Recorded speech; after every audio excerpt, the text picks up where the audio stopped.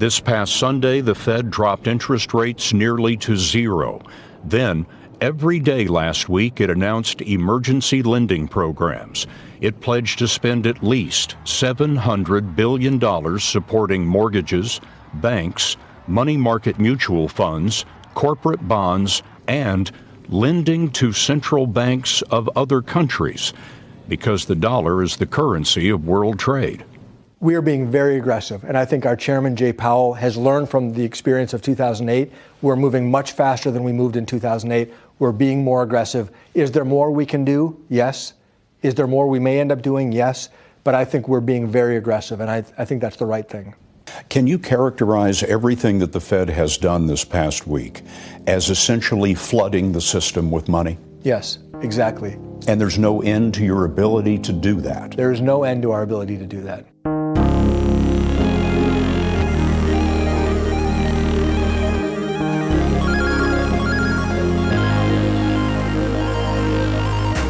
Welcome into This Week in Bitcoin, episode 32. My name is Chris.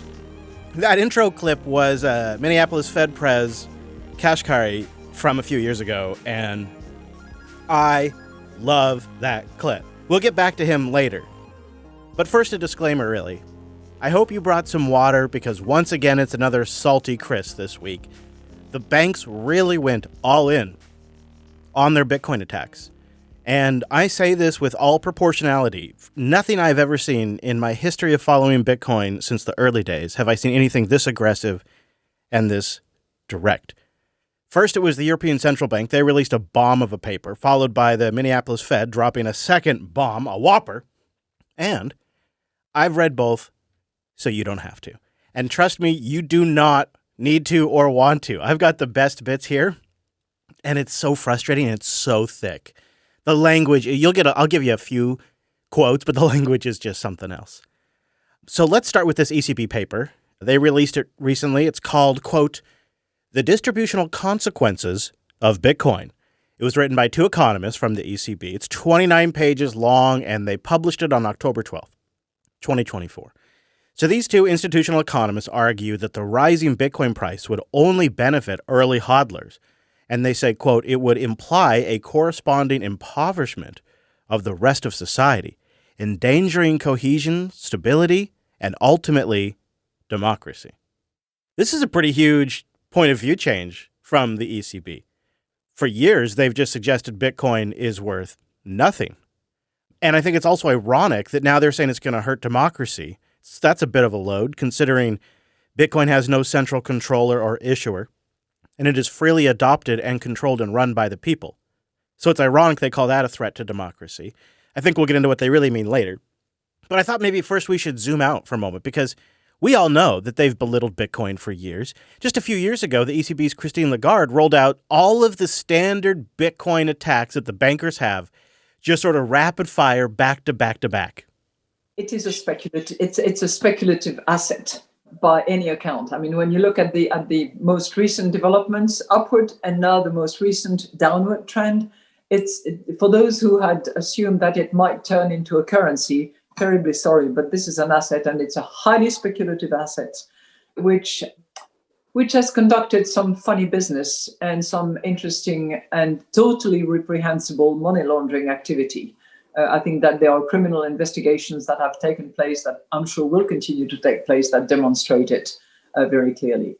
And there has to be regulations, and this has to be applied and agreed upon. It's a matter that needs to be agreed at a global level, because if there is an escape, that escape will be used. So I think it needs to be if anything, it shows that global cooperation, multilateral action is absolutely needed, whether it's initiated by the G7, moved into the G20, and then enlarged, but it's something that needs to be addressed. And FATF is clearly an organization that has expanded in that respect.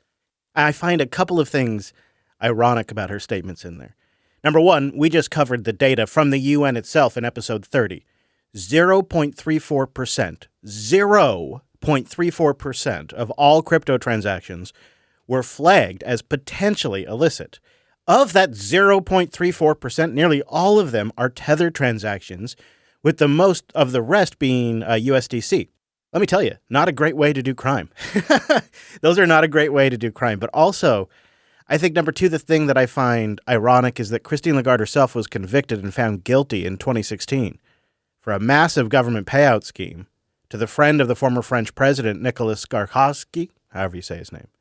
She didn't go to jail. It was mostly like, oh, well, she was just kind of negligent. She looked the other way. She was found guilty, though, for funny business, as she puts it. But you heard the core argument in there. You heard her actually say it. She said the quiet part out loud. It's an escape hatch. So the core argument that the ECB's paper puts forward is that, well, they're realizing Bitcoin might not be going away. And, well, shoot, if Bitcoin's not going away, maybe it's not a bubble. And so they argue, well, if that scenario is true, if it's not a bubble, well, then we're going to have a problem with rich Bitcoiners. Because Bitcoiners, they're going to be all this rich, kind of like buying Ferraris and not producing much. They're going to disadvantage all the no-coiners out there. And all the no-coiners that come in later are going to have less coin. And they argue these early Bitcoiners would be potentially less productive than their overall wealth should suggest they are. They write, quote, early adopters increase their real wealth and consumption at the expense of real wealth and consumption of those who do not hold Bitcoin or invest it at only a later stage. So it's obvious. They're saying if you buy an asset that goes up in value, you're going to have more value than those that don't buy the asset. They have a conclusion, though, because clearly there's a problem here that needs to be solved. From the paper, quote, missing out on Bitcoin is not merely a lost opportunity for wealth accumulation, but means real impoverishment compared to a world without Bitcoin. This redistribution of wealth and purchasing power is unlikely to occur without detrimental consequences for society. So detrimental consequences for society, what might those be? We're going to get to that. Before we do, don't you think it's kind of wild that we're sitting here and we have a paper from the ECB right in front of us that tells us that you better get some coin or you're going to have problems? But what kind of problems? Well, that's the real question, isn't it? It feels like this is, by the way, just the perfect paper that any thirsty, opportunistic politician or group of politicians needs served up for them on a golden platter to run with. Authorities will use a Luddite argument to enact harsh taxes on Bitcoin, if not outright bans. The authors take a distinctly anti-technology stance. They don't look at Bitcoin as a revolutionary breakthrough on par with the internet. They argue rather bluntly and absurdly that early adopters simply increased their wealth at consumption by taking advantage of those who didn't. That's what they say. They increased their wealth and consumption by taking advantage of those who come later. Like when you buy your house, like my grandparents have this beautiful, well, only my grandpa now. My grandpa owns this beautiful place. Beautiful place. It's probably, I don't know, $700,000 in value, maybe more now because it's in a nice town here in Washington. They bought it for $25,000 back in the 50s. It's now worth $700,000. That asset went up in value, although if you chart it with the S&P or M2, it's a little different story. But there's no difference there. But they have a bold proposal to solve this new, novel problem that Bitcoin has presented, according to them. The paper advocates for laws that would either cap Bitcoin's price or eliminate it completely. So that way they could prevent what they call a division of society. Like I said, I've been holding Bitcoin since 2012. Of all the papers I've looked at in my years following Bitcoin, this is the most aggressive stance I've ever seen taken by a bank. After years of calling it, a bubble or just for drugs or not worth anything, they just have no pretense here. All the gloves come off. They say we need to either ban it or tax it. They see it as an existential threat, and they're willing to fight it by any means necessary. And they never make the argument like how it's any different from being an early Amazon or Microsoft stockholder. They don't really make any arguments about real estate. They dance around a core issue. There's a real issue underneath all of this that they can't just come out and say. But I think all of us have been wising up to their stupid game. Well, it's not so stupid, but to their stupid gaslighting. They cry for the average no-coiner Joe out there who's going to get left behind, while they have implemented a decade plus of policy that transfers wealth and assets to the rich. And we've all been watching them do it.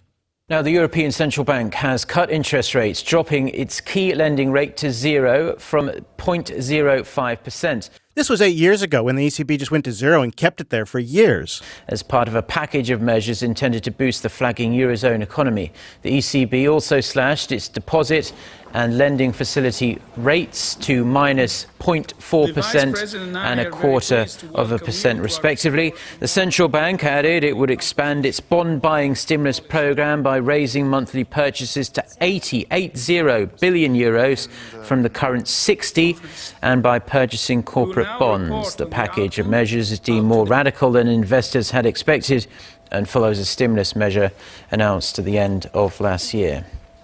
They can't say the quiet part out loud, which is the reality. Their monetary policy has been hurting the middle class. It has been impoverishing and creating the widest wealth divide in history. They can't say it. Or can they?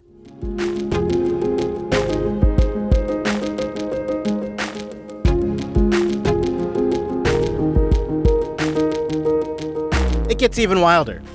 So then, the Federal Reserve Bank of Minneapolis put out a paper just a few days after the ECB on October 17th, 2024, titled Unique Implementation of Permanent Primary Deficits, ? In the paper, they doubled down on the Fed of Minneapolis' old take that Bitcoin is worthless. We've heard this from them before. It's a sentiment that the president and CEO of the Federal Reserve, Neel Kashkari, has echoed every time he gets a chance. Just on October 21st, he was in a public setting doing a Q&A, not about crypto, not about Bitcoin, but just any time he has, any chance he gets to get on his high horse, he takes it. This is just from a couple days ago. Well, you're right. There's a lot of activity that's happening. The nature of the economy is changing. And so we're always having to pioneer new data sources to give us insight into what's happening. I don't think crypto, because I don't want to, you're going to pull my thread on crypto and I'm going to go off on a little speech about crypto, which I don't want to do. But if you force me to, I'll be willing to do it.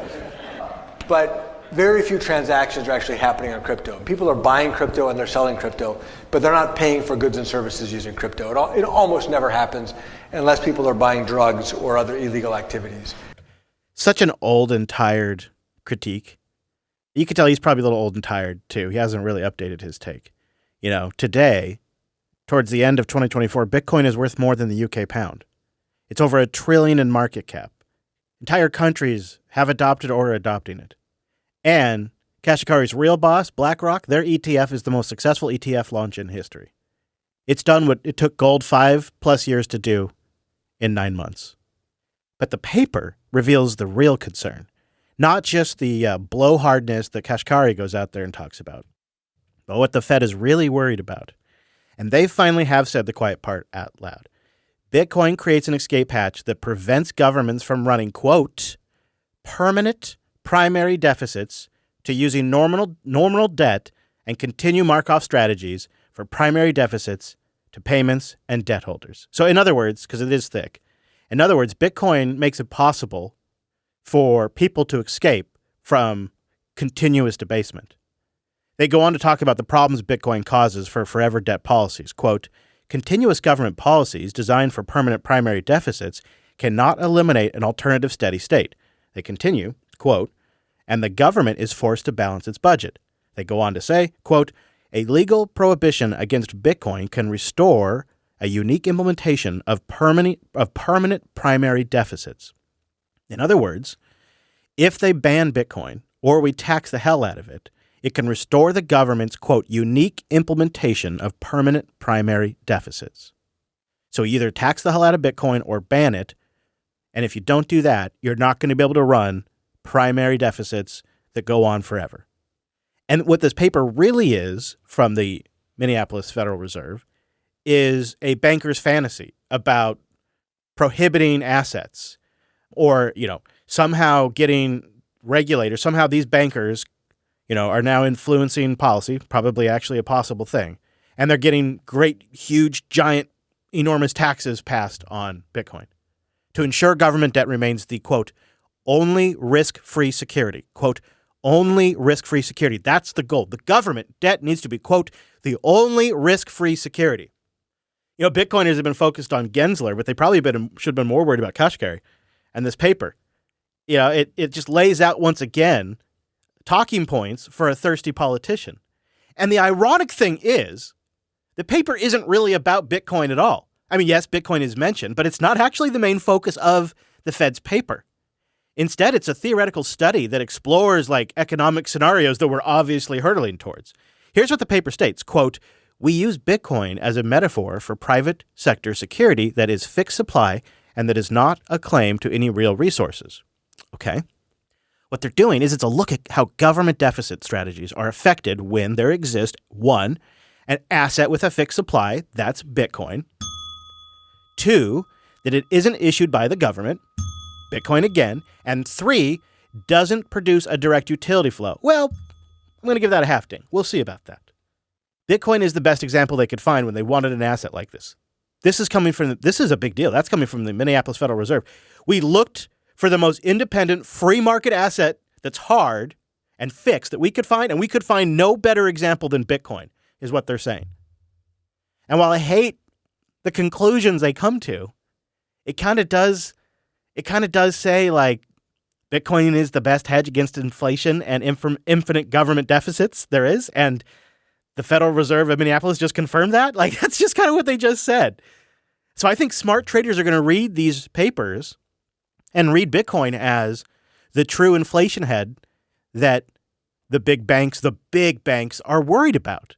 Because it says right there in it, this is the best thing we could find. And if we're looking for people that are going to look for an escape hatch and the scenario we see play out, it's Bitcoin. And that's going to make us have to balance our budget, guys. It's actually a sales pitch. Although there will be those that take it and use some of those sentences to attack Bitcoin. No doubt about it. I'll have links to both papers if you would like to read them, including some responses as well.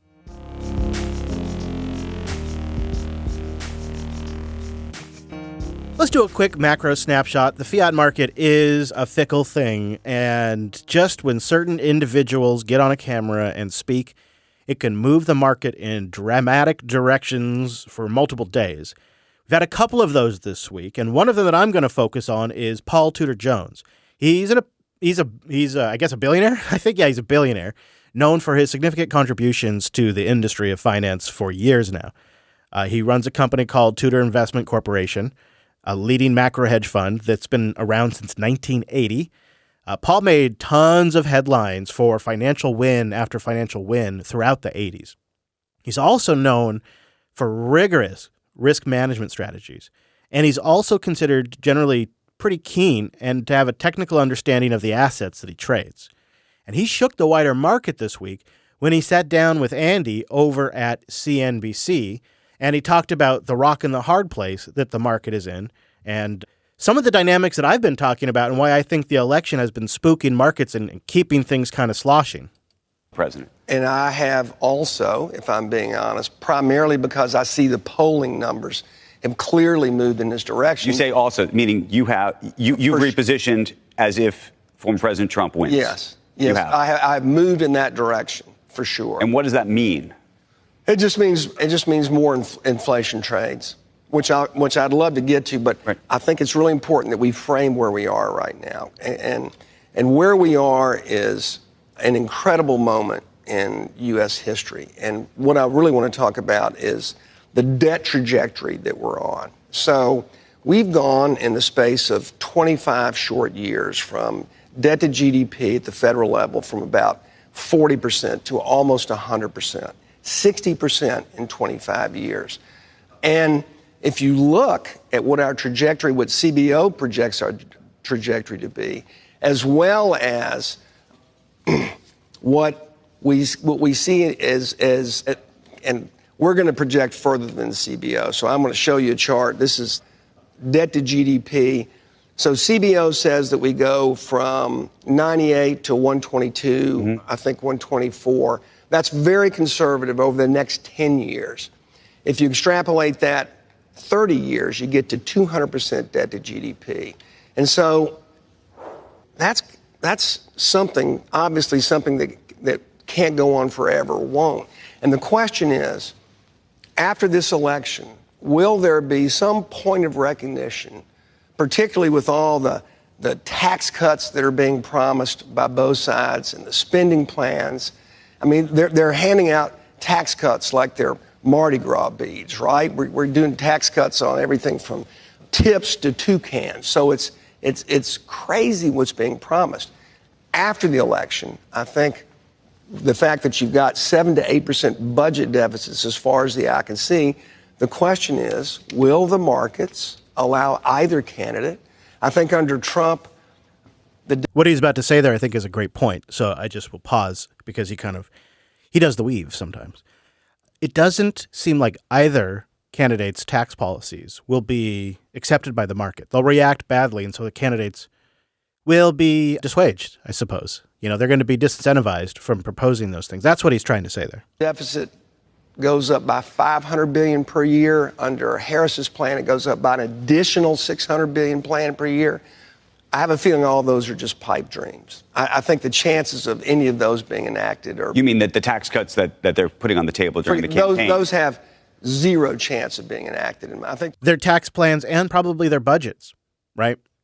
They're probably all fantasy, which is so much of what economic discussion there has been in the election has been, their policies that they probably won't implement. But keep in mind, we're not just talking about the U.S. election here. What the inflationary forces that he's about to get to affect all of the West. The markets the debt markets for sure. The Treasury market won't tolerate it. So why do you think that the Treasury market continues to tolerate it now? Well, it's so funny because financial crises percolate for years, but they blow up in weeks. That's kind of the history of them, right? And so for me, this election becomes one of those seminal points where all of a sudden, let me really think whether this proposition that the U.S. government is making me is something that I actually want to participate in. And I just want to... All right, let's pause there for a second. So he shook the market when he started talking about how inflation is going to happen. We're going to have issues. Some of these budgets aren't going to really happen. They're not going to pass. But then he lays out what I think is really kind of one of the core theses of this podcast. So I clipped it down to keep the runtime shorter on this one for you, but it's definitely worth listening to. Let's talk about taxes, though. Okay. Because that's how the money is going to get raised. Correct. One way or the other. Correct. We're gonna be broke really quickly unless we get serious about dealing with our spending issues, and unless we can either. I don't know if we'll be able to cut spending that much. 60% of our spending are transfer payments. That to get us to the point where we stabilize debt to GDP at where it is right now. Here's what you need to do. You need to let the Trump tax cuts expire. That's $390 billion. You need to raise the payroll tax on every single working person, 1%. That's another big slug. You'd have to raise the tax rate on the top, I think probably everyone over 200 grand, probably have to raise that to 49.5%. If you do all these things, raise the Social Security from 65 to 70. If you do all these things, means test, Medicare, if you do all these things, all you do is you get to a primary balance. What that means is you stabilize debt to GDP. You're still actually increasing your debt. Right. You're still actually increasing it because it excludes the interest costs, which, oh, by the way, the interest bill this year is larger than every single line item except Social Security. It's larger than defense spending, larger than Medicare. I believe it's $1.1 trillion now, so it's actually over $1 trillion. Given all of the things you're saying, are you off buying gold and Bitcoin and I think all roads lead to inflation. We're going to end up But does all roads lead to inflation? Therefore, gold is a good investment. Is Bitcoin a good investment to you? I'm long gold. I'm long Bitcoin. All roads lead to inflation. That's historically the way every civilization has gotten out, is they've inflated away their debt. He says we're going to have a Minsky moment, which is a sudden and significant collapse of asset values that happens after a prolonged period of economic growth and increasing speculation. He's probably right. Bloomberg released a study on October 19th of the 2025 budget. I guess for the first time I've said that out loud. And it's kind of like a first look of sorts. And in there, they discuss Treasury Secretary Janet Yellen's idea for a new metric in which we can evaluate our debt problem. And her brilliant metric for our debt problem, well, interest payments divided by GDP after inflation. So let's get this straight. Inflation goes up and their problem magically improves. If the Fed slashes rates and prices soar, that's even better. Your savings becomes worthless? Well, that's part of the plan. You see, destroying the value of money isn't the flaw in the system. It's the whole point. She's got this whole metric that they're going to cook up that everybody's going to look at that just makes the debt look better and better if you adjust GDP by inflation and do these special numbers and bury your head in the sand. So they clearly have a spending problem. Their own projections show it. So what can you do? What can you do to push back against the ECB or the Minneapolis Fed or the fact that Janet Yellen is going to cook the books on debt and come up with a whole new metric? You can take direct action. In this particular case, you can take direct action. All you have to do to hedge against debasement, to push back against the ECB and their plans to try to ban or tax Bitcoin, hodl through it. DCA and hodl into your own cold storage. That's it. The more of us that own the Bitcoin directly, the less they can do about it. They can't capture any one entity. They can't have like a BlackRock ETF fork. We've already won. The majority of the Bitcoin is distributed amongst the people. All you have to do is just keep hodling. Stack and hodl.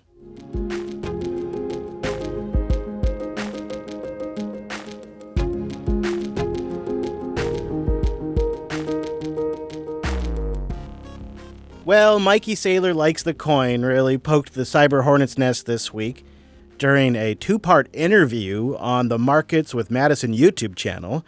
He said a few things that have gone viral, but I actually think it's provoking a wider self-custody conversation that I want to have with you. So first, let's play what Saylor said, do a little breakdown, and then get into the conversation that I'm hoping this is provoking. If there is more Bitcoins held with these third-party custodians, what risk does that pose, having greater supply held by fewer large institutions? Does that increase the risk of seizure and confiscation, like we've seen with gold? And is that not exactly what Bitcoiners don't want to happen? No, I think it's the opposite. I think that when the Bitcoin is held by a bunch of crypto anarchists who aren't regulated entities, who don't acknowledge government or don't acknowledge taxes or don't acknowledge reporting requirements, that increases the risk of seizure. You have an OG crypto community that's very hardcore about it, but if you look at where all the money is, 99.9% of the money is actually in the traditional economy. He's making the argument that traditionally these institutions are already trusted for people's assets. And I think he is talking more in the context of large institutions and not necessarily individual Bitcoiners. It's a little hard to tell, though, with the crypto anarchist comment. It seems a little unnecessary and a little reductionist. But I think the context is he's talking about larger institutions and how, well, we already trust them with our savings and our stocks and our gold, right? If you consider the Great Depression, I mean, people thought that their gold was safe in banks until the Executive Order of 1933. So we're not entirely safe. I mean, I know that's kind of a wild thing to suggest may happen again, but history does repeat itself. So people's Bitcoin wouldn't be entirely safe. It's people say that, but mostly it's paranoid crypto anarchists that say that. See, again, that just seems reductionist. Like, is it that big of a stretch to think that the government might seize a scarce asset if they blow up the budget, which they're already on the path to do, and they've done it before? Okay, because it's a myth and a trope that goes on over and over again. But first of all, he didn't really seize the gold. People voluntarily turned in the gold. They didn't go and kick in everybody's door, arrest them, shoot them, and take their gold. That never happened. Is the United States on the Bitcoin standard? Maybe we will be soon. But the point really is we're not. Right? It's totally not a reasonable comparison. You know, people have these inflammatory, tropes or inflammatory memes that they use, and it's like, I say that because I want you to give me your money. Okay? Like, if you don't trust the bank, then you'll buy my hardware wallet. If you don't trust this government, you'll move to my country and you'll buy a passport from me. That's the kind of fear-mongering to get you to give me your money, right? And I use it to sell you a gun, to sell you a hardware wallet, to sell you an account, to sell you a financial advisor, to sell you an insurance policy, to sell you, fill in the blank. I think he actually is selling us something. I think what this is hopefully provoking is the value around Bitcoin's ability to be self-custodied and why that is so critical. Saylor himself has acknowledged the value around that. Churchill seized the gold. Roosevelt seized the gold. If you'd lived in Germany, you would have had your gold seized multiple times. In Japan, they lost it 2 or 3 times. In Russia, count the number of times. So there's nowhere on earth where you could have kept your gold. In fact, you could find lots of clips of Saylor talking about why it's so important that you can self-custody Bitcoin. I think he's got a dream of becoming a Bitcoin bank of some kind. And one day he might just be asking for people to custody their Bitcoin with whatever firm he'll do this with. So like any kind of sly like a fox businessman, I think he's getting ahead of that.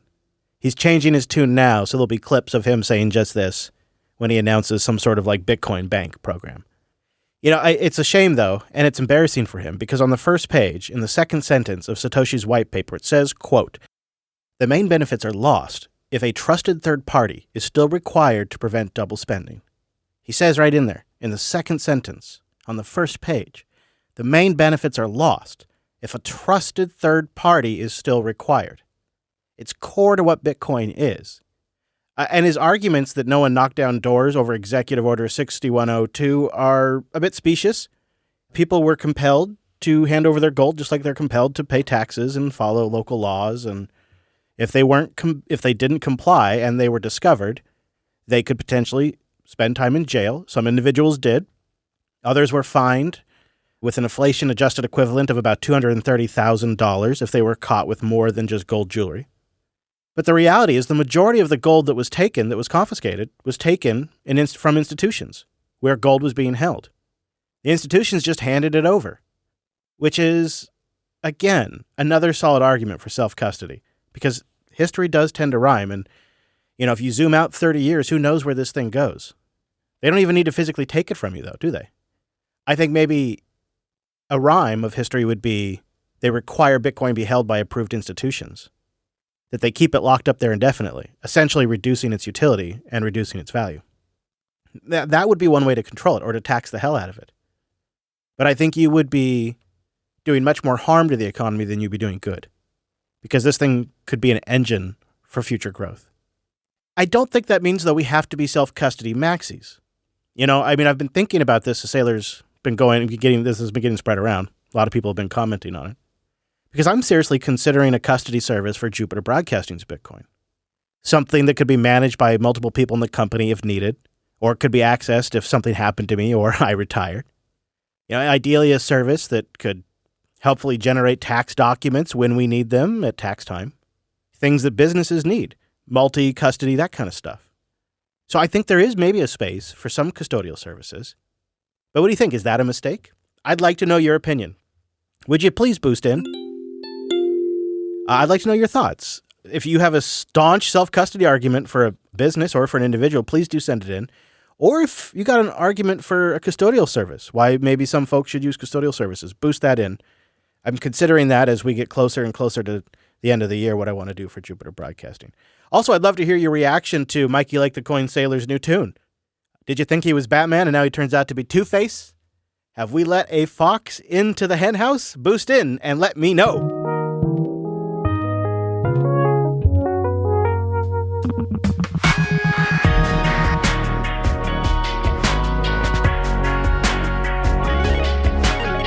All right, coming up, your boost, a couple of crazy Bitcoin ads. You won't believe the money that's getting spent. Some project updates, a big one too.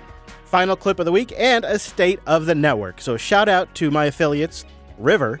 I'll have more on them in a moment, but if you're in the States, I think the best company to stack your coins with a secure Bitcoin-only platform where you can verify how many Bitcoin they have on the platform, make sure they have the reserves they have, and you can withdraw over Lightning to maintain your privacy.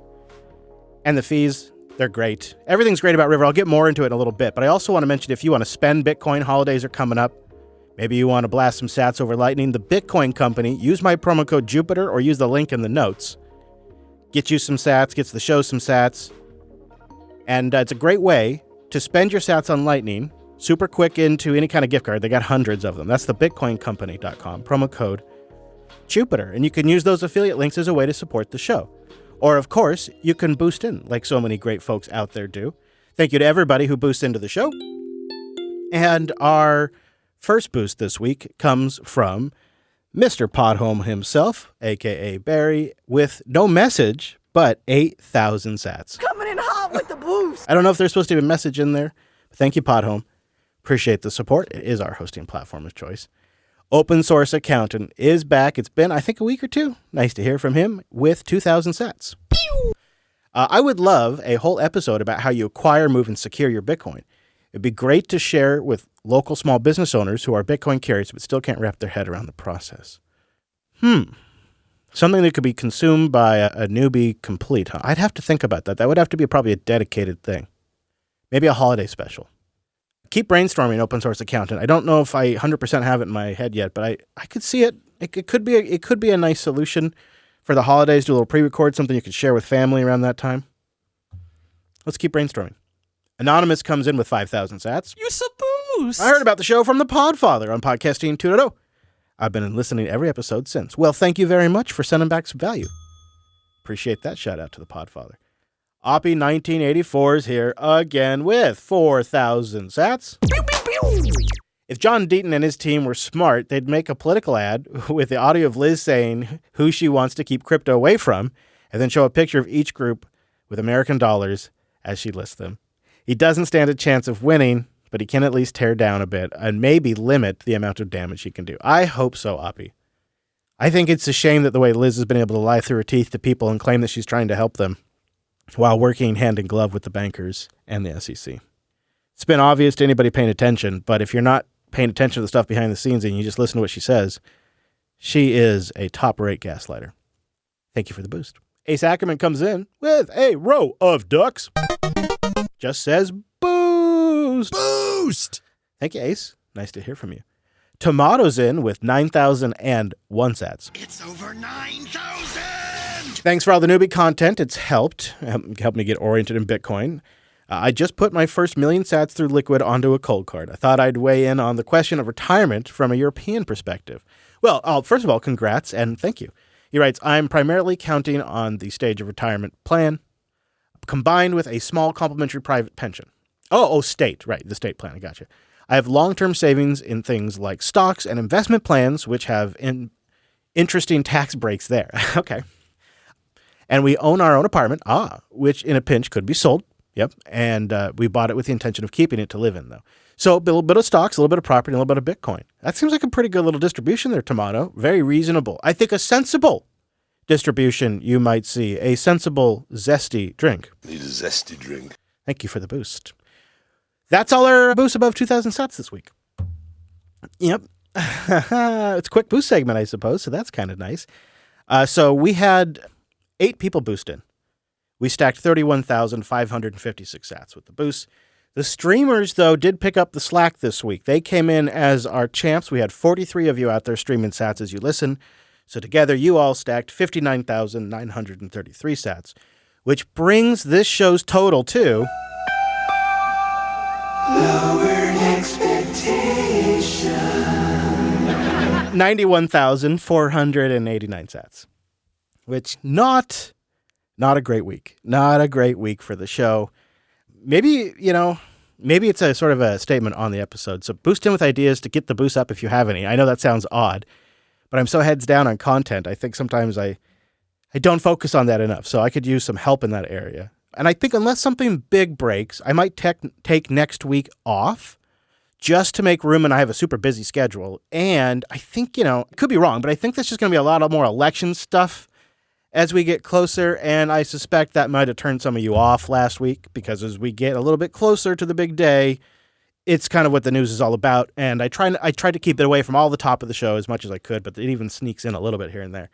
So I think that's turned some people off. And so it's likely just going to be, more news like that. So I might take next week off unless something really major breaks. It's always possible.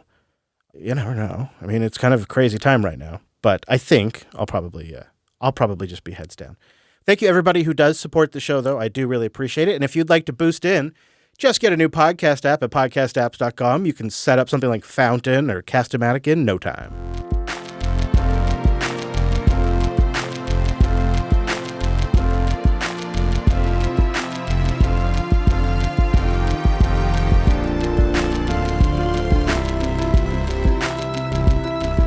All right, let's drive a few more folks away. Although I hope for this story, we can turn off our political brains and we can turn on our Bitcoin historical perspective brains, right? Clunk, chunk. Did you get it there? Here you go. Wait, you got to push that. There you go. Now it's in place. So this week, the Bitcoin, geez, I don't know what my problem is. The Bitcoin Voter PAC, which is the spending arm of the digital coin advocacy group, the Bitcoin Voter Project, launched 3 digital ads aimed at swing voters in Pennsylvania and Texas to sway races towards candidates who support the mainstreaming of digital assets and, you probably guessed it, Bitcoin mining. The ads represent a total of $2 million aimed at identifying and educating and mobilizing pro-Bitcoin voters in key swing states. So they're spending $2 million in various different places and more. I think a total now of $130 million, but $2 million of that is just targeting pro-Bitcoin voters in swing states. The funding comes from Riot, Marathon Digital, and CleanSpark. They're the 3 out of the top 5 miners out there. There's some others, but like out of the top 5, they're like the top 3, I guess. They're the top 3 mining companies in the States. And they're dumping money into these very key states. And I got a couple of clips that I thought would set it up for us. And this one gives you an idea of the money being spent and where it's getting spent. Hey, Tyler. So with 2 weeks to go until the general, fresh election data for September shows that crypto PAC money is focused on close House races as part of an effort to push candidates favorable to the group's agenda over the top. Now, Fairshake, which is the leading pro-crypto super PAC and one of the top spenders across any industry this election cycle, has funneled a big chunk of its final donations to close House races in 8 states, including New York, Nevada, and California. And several of those races are considered toss-ups by the Cook Political Report, and more than 70% of those donations are going to Democratic candidates. Now, all in, crypto groups have spent over $130 million in congressional races for this year's election, including the primaries. And what I will say is that a lot of that money is going to Senate races. Well, I was going to ask you, where is the Senate figure in this at all, and who's collecting there? So you had $10 million apiece going to the candidates in Michigan and Arizona, and then overwhelmingly, the vast majority of this money, $40 million, is going to vote out the Senate banking chair, Sherrod Brown, who hasn't been very favorable to the industry. Wow. Yeah, it's almost like it's an industry that's been under political attack constantly. So the Bitcoin PAC, the one I was mentioning, just ran a couple of these ads. And again, historical brain, not political brain. Let's look at a couple of them because they sort of, they do position a candidate, no doubt about that. But they also talk positively about Bitcoin. I think it's kind of an interesting time we find ourselves in. America's financial freedom is under attack, but Texas has a champion in their corner. I want Texas to be the oasis on planet Earth for Bitcoin and crypto. Ted Cruz understands that embracing Bitcoin means giving the people more control over their financial future, not the big banks or the government. Ted Cruz will fight to make sure your money is your choice, secure, decentralized, and free from the government. Vote Senator Ted Cruz, leading the charge for Texans' financial freedom. Vote Bitcoin, it says. If the voiceover guy is listening, boost in. I'd love to work with you. You could read like the quotes on the show. You know, we just play some epic music. It'd be great. Really help with retention, I'm sure. So that was their Texas ad. Now here is the ad they're running in Pennsylvania. It's a little bit of a different take. In Pennsylvania, we're known for our steel, our spirit, and now our innovation. We will ensure that the future of crypto and Bitcoin will be made in America. And if America doesn't embrace it, we're going to be left behind. Bitcoin means more jobs right here in Pennsylvania. It's about leading in technology, securing our financial future, and keeping Pennsylvania ahead. And instead of attacking industries of the future, we will embrace them. And by embracing it, we can create great jobs, a great source of innovation. And the national security implications of this are clear. Vote Donald Trump and Dave McCormick for jobs, for innovation, for Pennsylvania's future. Geez, I think they mentioned jobs like 3 times. National security got mentioned in there as we count down to the election. It's amazing to see this money get spent. And I have some links in the show notes around all of that. And I'd love to know your thoughts, too, on the coverage of it, my coverage specifically, but also just how you feel about these PACs spending money. Like, they're getting in the political game. They're getting, I would imagine, into a business that most Bitcoiners kind of hate. All right, time for some project updates. This one is so neat. I can't wait to get back to Denver. The Space, which is a member-run Bitcoin hub, has announced they are now a Bitcoin citadel. It's a hub for fostering collaboration, education, and networking for Bitcoin enthusiasts in Colorado. The BitcoinNews.com writes, this member-run hub is not just a co-working space. Well, geez, a co-working space sounds great. They say it's also a thriving ecosystem focused on collaboration, education, networking for those passionate about Bitcoin and the principles it stands for. So it's The Space, and I'll put a link in the show notes. If you're if you're listening and you're in the Denver, Colorado area, go check it out and boost in and tell me how it is. And next time I'm in Denver, I'm going to have to check out The Space. Now, I mentioned there was also some big news with River. River made some big news this week. They've announced a savings account for cash that earns Bitcoin dividends. So it's interest paid in Bitcoin, essentially. You put cash in an account on River, and you earn a 3.8 interest rate that they pay out in sats. So they're not generating yield on Bitcoin. They're generating yield on the cash. And the cash is FDIC insured up to $250,000. And, of course, the Bitcoin that you generate, that's all held in reserve-approved custody. And the user can withdraw the cash at any time. There's no fees, no minimums. And it seems like a pretty compelling program. People are really excited about it. I'll be honest with you, I probably don't have enough cash to make it worth it. But if you are, and I've heard from some of you out there, you're still sitting on a big pile of cash, you might look at this because while you can't really safely earn yield on Bitcoin, at least with any scheme I've ever seen, there are plenty of them out there to earn interest on cash. And that's exactly what River is doing here. Try it out. If you do, let me know how it goes, because the feedback I've seen on Stacker News and on social media so far seems to be pretty excited and pretty positive. And our final clip of the week is Natalie Brunell. She sat down with Charles Payne on Money Matters, and they covered an old prediction by Henry Ford, where he advocated for a currency that is tied to energy. They're saying that Henry Ford actually predicted Bitcoin. He talked about replacing gold with an energy currency. By the way, he also said it would stop wars. So your thoughts on this? The Henry Ford thing is fascinating. I mean, he essentially understood 100 years ago that if you fix the money, you can fix the world, Charles. And he lived through World War I, and I think he saw the manipulation that happened on what was supposed to be the gold standard. He saw that gold can easily be monopolized by powerful bankers and global elites to essentially fund endless conflicts through inflation. And he believed that energy, which no one can print or manipulate, could instead serve as this stable and peaceful foundation for a world currency. And that's exactly what Bitcoin offers. It redefines money and ties it to the currency of the universe, which is energy. And by dematerializing wealth, it introduces the incentive for peace and cooperation because there's nothing physical to conquer. So I think Ford would have definitely been a Bitcoiner. Let's look at the state of the network. As I record, the price of Bitcoin right now is $66,320 in the U.S. greenback. Sats per dollar is 1,508. The price since the last episode, well, that's down 2.3%. We're down 10.1% from the all-time high. It's been 223 brutal days since the all-time high. There are 19,353 reachable Bitcoin nodes today. The average fee as I record is 12 sats, a VByte, and the block height, 867,049 blocks. There you go. That is the state of the network. Thank you for listening to This Week in Bitcoin. If you like this episode, links to what I talked about today are thisweekinbitcoin.show.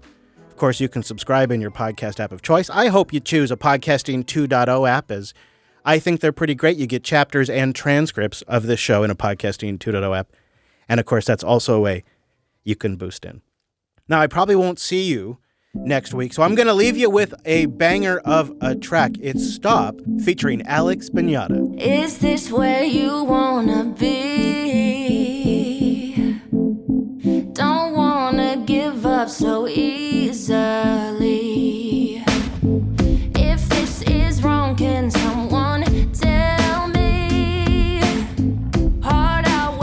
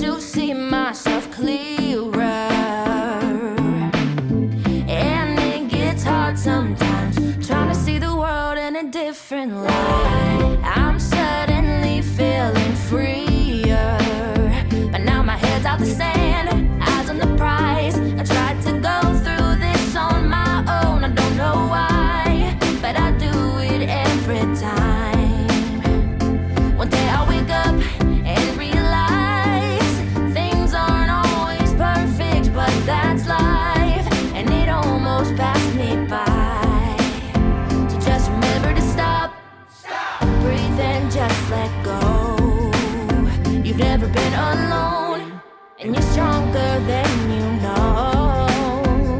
Through all the highs and lows, yes and no's, long and winding roads, just remember to stop, breathe and just let go.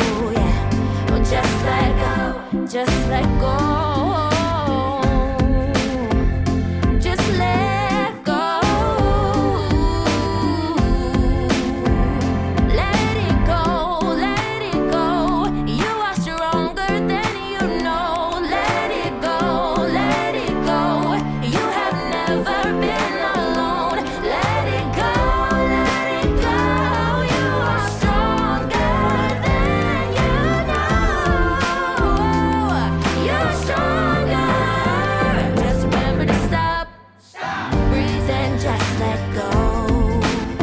You've never been alone, and you're stronger.